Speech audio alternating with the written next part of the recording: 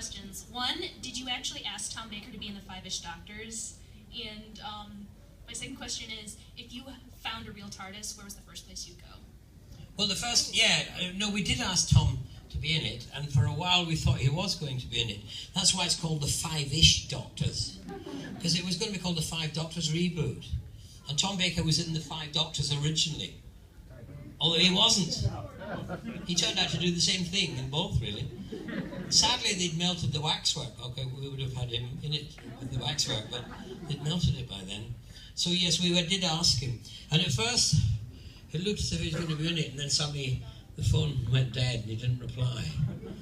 And we found out by chance that he was in the 50th. They were keeping it a big, big secret.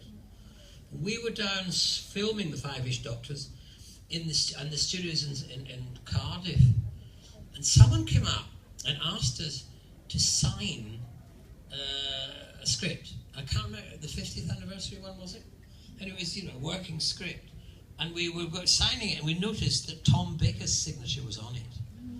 And we went, why is Tom Baker? How did he sign that? And we put 2 and 2 together and came up with Doctor Who number 4.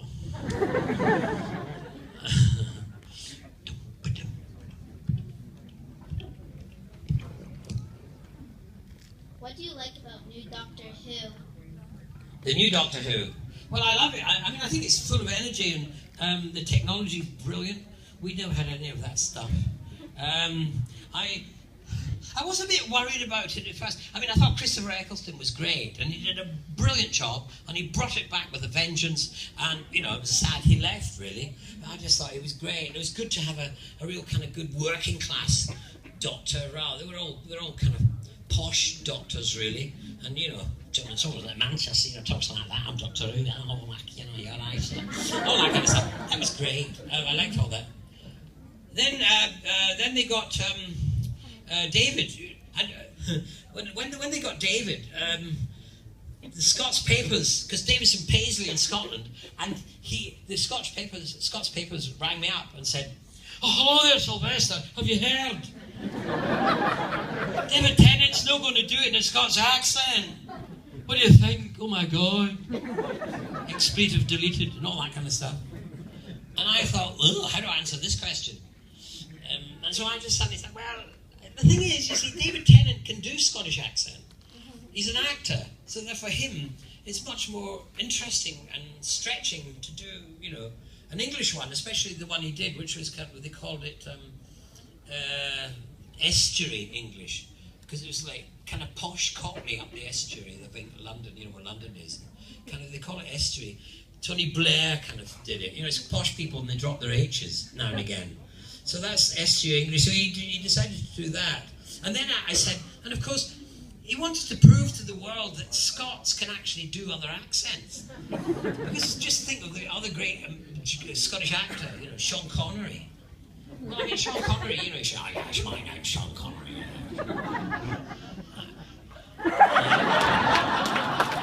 Exactly. You're so right. Anyway, so Sean Connery, when he turned. Did you ever see The Highlander? Yeah. Now whoever was in charge of accents was having a nervous breakdown during that. A Highlander and a French accent. Oh, I'm a Highlander. We'll not do that. I think, wait a minute, I'm a Highlander. I'm speaking the wrong accent. I should be speaking with that accent. I should be saying, oh, you're a Highlander. All that stuff. Anyway, so the Highlanders got the French accent, and then Sean Connery comes on and says, oh yeah, I'm an Egyptian. With a Scottish accent. And then he comes on, he was a Russian in Red Dwarf, or Red Dawn, or something like that. Yeah, Red October. Oh yes, I am, a Russian. And then they gave him an Oscar for playing an Irishman in The Untouchables. And he still sounded like Sean Connery being, I'm Irish. Now that was unforgivable because Scots can do Irish. It's only just across the water. We're actually all related as well. And his name's Connery. That's an Irish name. So, yeah, no, I am an Irishman. Oh, here's an Oscar for your great performance. So I think that David decided that's why he wasn't going. He wanted to prove to the world that Scots can do other accents. Then comes comes along. A 12-year-old. Now, when that happened, I thought, no, you can't do that. Not a 12-year-old.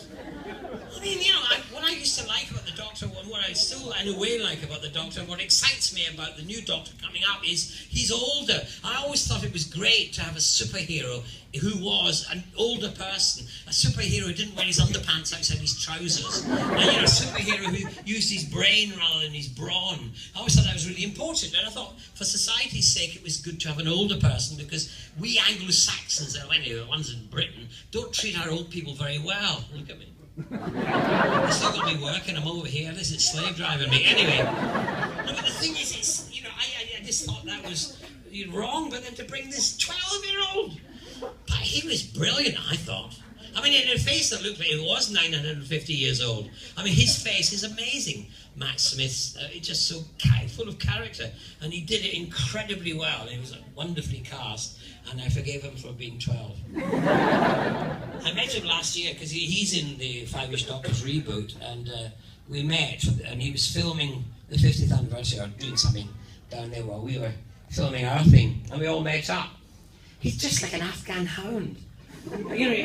People are like dogs. Well, he's an Afghan hound. He's a big puppy, and he comes bounding up to you, his tail's wagging, he puts his paws up on you, he licks your face. It's just, he's so friendly and lovable. I adore him, actually. I think he's just such a nice man. Such a nice man.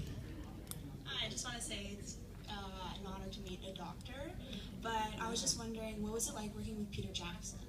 Great. He's a lovely man. He is. He's very down to earth.